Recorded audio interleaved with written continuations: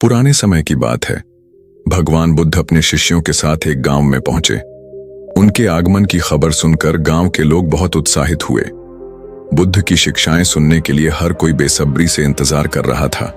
गांव के लोग उनके पास आए और उन्हें विनम्रता से प्रणाम किया। बुद्ध ने सभी को आशीर्वाद दिया और अगले दिन प्रवचन देने का वादा किया। गांव में एक ऐसा व्यक्ति रहता था जो अपने क्रोध के लिए प्रसिद्ध था। उसे भगवान बुद्ध के आगमन की खबर मिली, लेकिन वह उनसे मिलने नहीं गया। उसके मन में यह धारणा थी कि कोई भी व्यक्ति उसके विचारों और दृष्टिकोण को चुनौती नहीं दे सकता। उसने सोचा, ये बुद्ध कौन होते हैं लोगों को शिक्षा देने वाले? मैं जाकर उन्हें उनकी जगह दिखाऊंगा। अगले दिन बुद्ध प्रवचन दे रहे थे।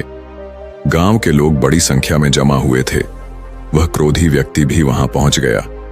उसने बुद्ध को देखकर ऊंची आवाज में कहा, तुम कौन होते हो हमें ज्ञान देने वाले? क्या तुम सोचते हो कि तुम्हारी बातें सुनकर लोग बदल जाएंगे? बुद्ध ने उसकी बात को शांत भाव से सुना और मुस्कुराए। उन्होंने जवाब में कुछ नहीं कहा। यह देखकर वह व्यक्ति और भी क्रोधित हो गया। उसने बुद्ध के खिलाफ कठोर शब्द कहे और अपमानजनक बातें करना शुरू कर दिया। लेकिन बुद्ध ने फिर भी अपनी शांति और धैर्य बनाए रखा। यह देखकर वहां बैठे लोग चकित हो गए। वे सोचने लगे कि बुद्ध इस व्यक्ति को कुछ जवाब क्यों नहीं दे रहे। उनके शिष्य भी असमंजस में थे, लेकिन बुद्ध का धैर्य और मुस्कान सबको शांत कर रही थी। जब वह व्यक्ति चुप हो गया तो बुद्ध ने शांत स्वर में उससे पूछा, अगर तुम किसी को उपहार दो और वह उसे स्वीकार न करे तो वह उपहार किसके पास रहेगा? उस व्यक्ति ने थोड़ा सोचकर कहा, अगर कोई उसे स्वीकार नहीं करता तो वह उपहार मेरे पास ही रहेगा।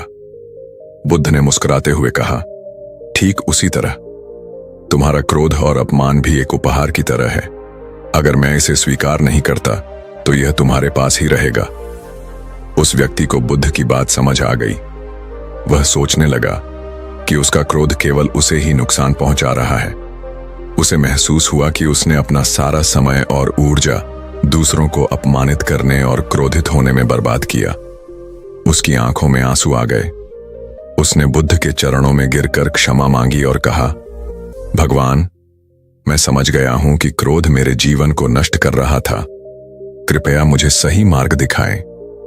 बुद्ध ने उसे स्नेहपूर्वक उठाया और कहा, क्रोध एक जलती हुई आग की तरह है। यह पहले उस व्यक्ति को जलाता है जो इसे धारण करता है, फिर दूसरों को। इसे छोड़ने का अभ्यास करो और शांति को अपनाओ। जब तुम शांत रहोगे तो तुम्हारा जीवन सुखमय होगा। उस दिन से उस व्यक्ति ने अपने जीवन में परिवर्तन लाने का संकल्प लिया। उसने क्रोध त्याग कर दयालुता और शांति का मार्ग अपनाया।